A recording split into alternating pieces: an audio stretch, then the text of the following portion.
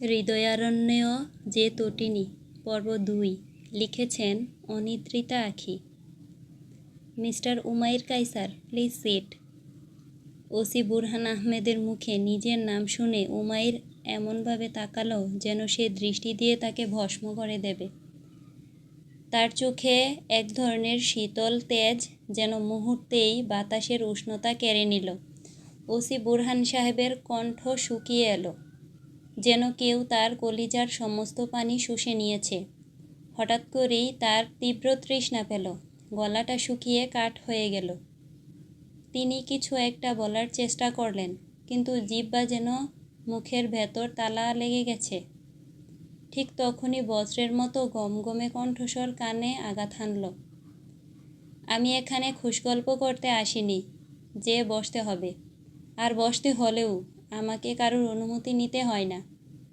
আমার যা দরকার আমি তা আদায় করে নিতে জানি। ওসি বুরহান কেঁপে উঠে দ্রুত মাথা ঝুঁকিয়ে কণ্ঠস্বর প্রায় হাঁসফাঁস করে বেরোলো, সরি স্যার, ভুল হয়ে গেছে। উমাইর নিস্পৃহ দৃষ্টিতে তাকিয়ে রইল, যেন অনুতাপ কিংবা ক্ষমা প্রার্থনা তার জন্য মূল্যহীন। ঠান্ডা কণ্ঠে সংক্ষিপ্ত নির্দেশ এলো, এত কথা আমার পছন্দ না, কাজের কথায় আসেন। কোথায় সেই মেয়ে? উমাইরের কথা শুনে বুরহান সাহেব কিছুক্ষণ আগের ঘটনা মনে করল। কিছুক্ষণ পূর্বে ওসি বুরহান আহমেদের কথা শুনে অনিদ্রিতা রাগ যেন আরও বেড়ে গেল। তাহলে যেখানে আপনি নিজেকেই বাঁচাতে পারবেন না, সেখানে অন্যদের কিভাবে নিরাপত্তা নিশ্চিত করবেন? নিজের যদি প্রাণের মায়া এতই থাকে, তাহলে বাড়িতে বসে থাকুন। এখানে এসে ভয় পাওয়ার কী দরকার?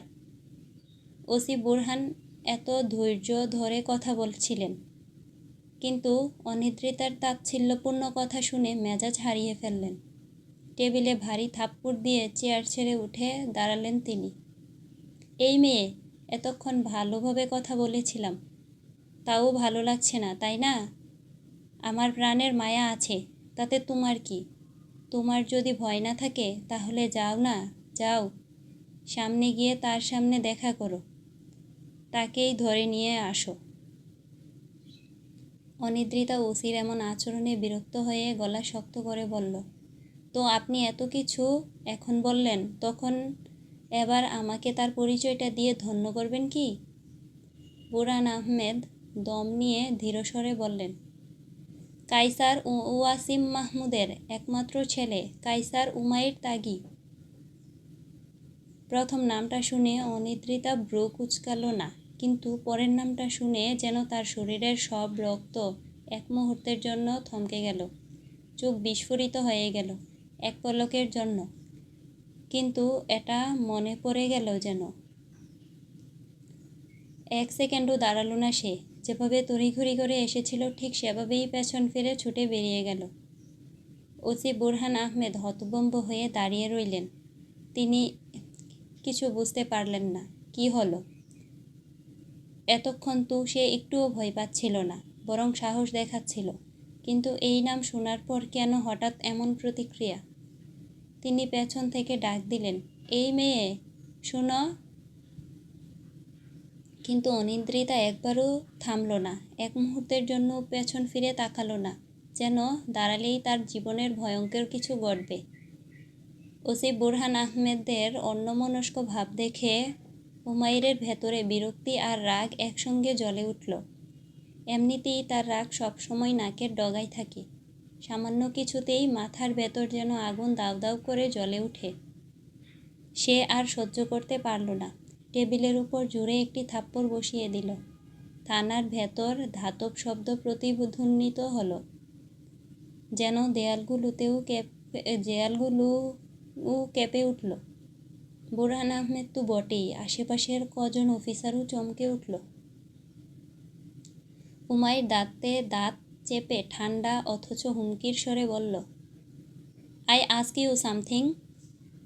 বুরহান আহমেদ গলা শুকিয়ে আসা ঢুক গিলল, তারপর দ্রুত বলল, সরি স্যার, আমি তাকে আটকানোর অনেক চেষ্টা করেছিলাম, কিন্তু সে আমার কোনো কথাই না শুনে হন্তদন্ত হয়ে থানার বাইরে চলে গেছে। উমাইর কথাটা শুনে সামান্য থমকালো। তার কপালের ভাঁজ গভীর হলো। রাগ হলো, তবে সেটা সে চেপে রাখল। সংযত স্বরে আবার প্রশ্ন করল, তার নাম কি? কোথায় থাকে কিছু জানেন? শুধু নামটাই বলেছিল স্যার, অনিদ্রিতা, এই শহরে নতুন। উমাইর নামটা শুনে কয়েকবার আওড়ালো, অনিদ্রিতা। একটা অদ্ভুত অনুভূতি তার ভেতর উকি দিল, তবে সেটা পাত্তা না দিয়ে আবার বলল, এই শহরে নতুন বলেছেন? জি স্যার, তাই হয়তো আপনাকে চিনতে পারিনি, ভুল করে ফেলেছে। উমাইর ঠোঁট শক্ত করে গলায় ঈষৎ বিদ্রূপ ফুটে উঠল। ভুল না, একটু বেশি সাহস দেখিয়ে ফেলেছে। কেমন দেখতে ছিল সে? প্রশ্নটা শুনে বুরহান আহমেদ সামান্য ঘাবড়ে গেল। সে কি আর মেয়েটাকে এত খুঁটিয়ে দেখেছে? কিন্তু এখন যদি সঠিক বর্ণনা দিতে না পারে, তাহলে আজ নিঃশ্বাস নেওয়াটাও কঠিন হয়ে যাবে। সে মনে করার চেষ্টা করল। মেয়েটা উচ্চতায় 5 ফুট 1-2 ইঞ্চি হবে। দেখতে হালকা গুলুমুলু, গুলগাল মুখ, হলুদাভ ফর্সা। সাধারণ কোনো ঘরের মেয়ে মনে হয়। তার পোশাক দেখেই সেটা বোঝা যাচ্ছিল। বলে একটু থামল, তারপর স্মৃতি হাতড়ে আবার বলল, চোখের আকার একটু ছোট, কিন্তু অভিব্যক্তি তীক্ষ্ণ। কথা না বললেও চোখ যেন অনেক কিছু বলে দিচ্ছিল। চোখের নিচে হালকা ডার্ক সার্কেল ছিল। ঠোঁট হালকা ফোলা, নাক সরু ও সূক্ষ্ম, যেন নিখুঁতভাবে খোদাই করা। আর সবচেয়ে আলাদা যেটা, সেটা হলো তার বাম চোখের পাতায় একটা তিল, আর গলার নিচে 2টা তিল ছিল। উমাইর চুপচাপ শুনছিল। বুরহান আহমেদ শেষ করতেই এক মুহূর্ত চোখ বন্ধ করল। মেয়েটার বর্ণনা শুনে তার মনে হলো, একবার দেখলে হয়তো আবারও তাকানোর ইচ্ছা হবে। অদ্ভুত এক আকর্ষণ আছে। কিন্তু এই মুহূর্তে আকর্ষণ নয়, রাগই তার শরীরে প্রবাহিত হচ্ছে। সে কোনো মন্তব্য না করে শুধু গটগট করে থানার বাইরে বেরিয়ে গেলেন। তবে মনে মনে একটাই শপথ নিল, এই মেয়েকে তো সে দেখে নেবে অবশ্যই। কিন্তু তার মনের এক কোণায় একটা প্রশ্ন খচখচ করছিল। কিছু একটা যেন ঠিক মিলছে না, কিন্তু কি, সেটা ঠাহর করতে পারলেন না। অথবা হয়তো করতে চাইলেন না। অনিদ্রিতা বাসায় এসে প্রথমে শীতের মাঝেও স্নান করতে গেল। ঠান্ডা জল তার শরীরের উপর পড়ে একে একে সমস্ত ক্লান্তি যেন চলে যেতে শুরু করল। স্নান শেষে সিক্ত শরীর নিয়ে বিছানায় এসে শুয়ে পড়ল। মাথা তুলতে না পেরে সোজা শরীর এলিয়ে দিল বিছানায়। চোখে অস্বস্তি অনুভব করতে লাগলো। মনে হচ্ছে শরীরটা একে একে নিস্তেজ হয়ে পড়ছে, অবশ হয়ে যাচ্ছে। সে চোখ বুজে গভীর নিঃশ্বাস নিল, যেন সারাদিনের ক্লান্তি এক নিঃশ্বাসে গলে মিশে যায়। মনে মনে ফিরে গেল আজকের দিনের প্রতিটি ঘটনার কাছে। এক এক করে সব কিছু যেন স্পষ্ট হয়ে উঠতে লাগলো। শহরের এক জনমানবহীন গলির শেষ প্রান্তে ভাড়া থাকে সে। এই এলাকায় সন্ধ্যার পর থেকেই নেমে আসে এক ধরনের নিস্তব্ধতা। মানুষের আনাগোনা কমে আসে।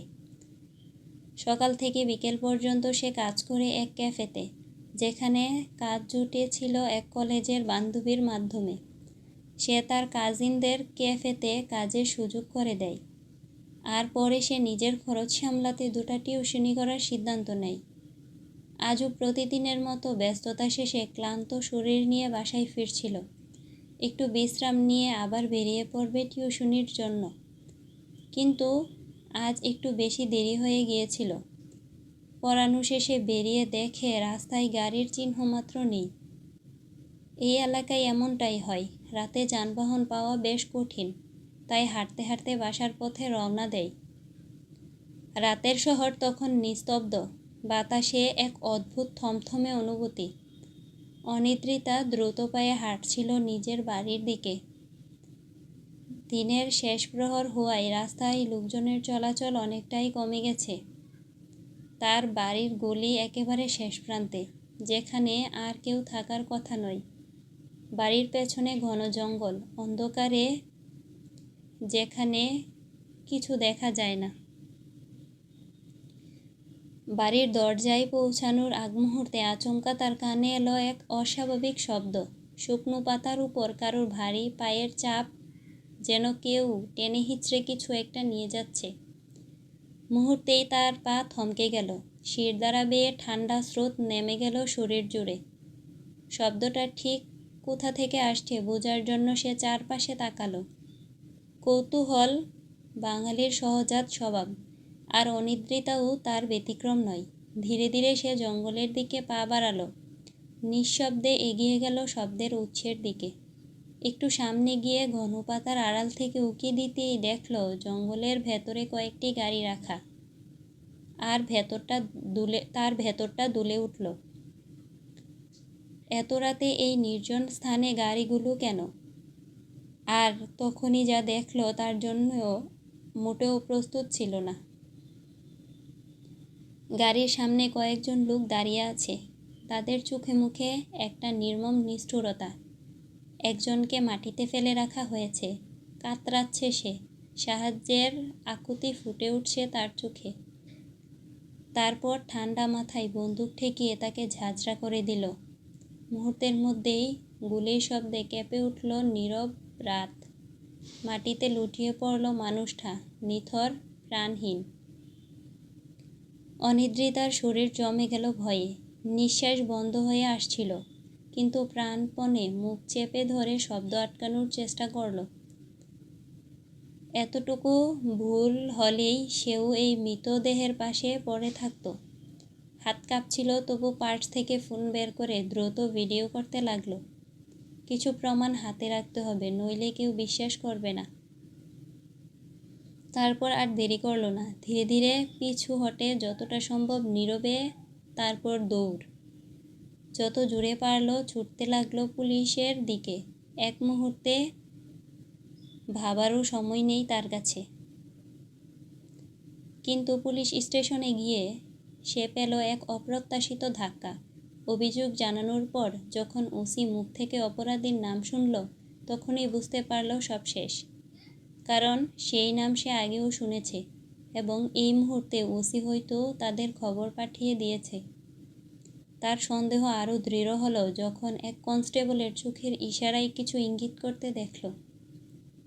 এক মুহূর্ত অপেক্ষা না করে সেখান থেকে বেরিয়ে এলো। এখন তার একটাই চিন্তা, নিজেকে রক্ষা করা। রাতের অন্ধকারে একলা বসে অনিদ্রিতা ভাবছিল সব কিছু। এখানে থাকলে বিপদ অনিবার্য। একটাই পথ খোলা, এই বাসা ছেড়ে যেতে হবে যত দ্রুত সম্ভব। চোখের পাতা ভারী হয়ে আসছিল, ক্লান্তি আর ভয়ের ঘুরে কখন যে ঘুমিয়ে পড়ল সে নিজেও জানে না। এদিকে উমাইর ডুপ্লেক্স একটা বাসার সামনে গাড়ি থামায়। মাঝ রাস্তায় তার অ্যাসিস্ট্যান্ট নাভিদ নেমে গিয়েছিল, কারণ সে রেগে থাকলে একা থাকতে পছন্দ করে। কোনো রকম গাড়িটি পার্কিং করে গটগট করে হেঁটে বাসায় ঢুকে। দোতলায় তার রুমে যেয়ে জ্যাকেট অনেক আগেই খুলে ফেলেছে, গায়ে শুধু এখন তার একটা ব্ল্যাক শার্ট, সেইটা খুলে ছুঁড়ে ফেলল। সেই সাথে সাথে দৃশ্যমান হলো তার খাঁচকাটা বক্ষ পেশি। ওয়াশরুমে যেয়ে শাওয়ার ছেড়ে দাঁড়ায়। আজ যাকে সে মেরেছে সে তার অফিসের একজন কর্মী ছিল, কিন্তু তার উপর নজর রেখে তার শত্রুদের কাছে তার গোপন কিছু তথ্য দিতে চেয়েছিল। আর সেই ফাইল সেটাই ছিল। আর তার কাছে বেইমানিকারীদের কোনো ক্ষমা নেই। মাথা ঠান্ডা হওয়ার পর শাওয়ারটা শেষ করে ধীরে ধীরে গায়ে তোয়ালে জড়িয়ে বের হলো। কক্ষের উষ্ণতা তাকে আরও একটু আরাম দিতে শুরু করলো। কিছুক্ষণ পর ট্রাউজার আর টি-শার্ট পরে এক হাতে সিগারেট ধরালো, অন্য হাতে ফোনটা তুলে কাউকে কল দিল। ফোনের উপাস থেকে কয়েক সেকেন্ড পর এক পরিচিত কণ্ঠ ভেসে উঠল। হ্যাঁ বস, বলুন।